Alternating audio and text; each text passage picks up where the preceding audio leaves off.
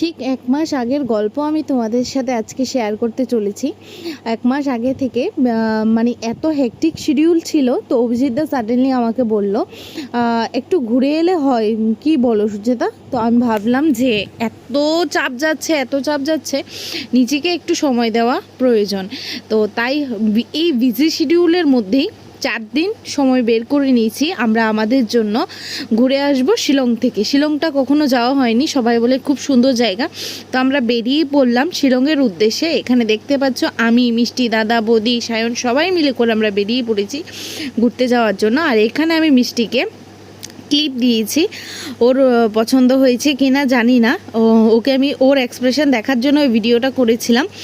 তো আমরা সবাই মিলে করে চলে গেলাম শিলংয়ে, একটা ট্যুরের মতো হয়ে গেল।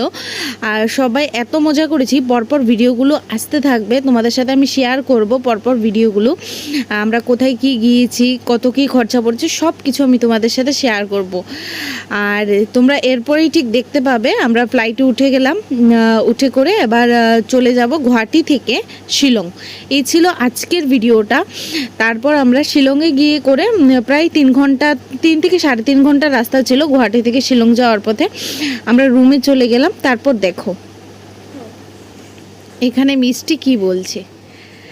মিষ্টি যাও, ভেতরে যাও। মিষ্টি ভেতরে যাও।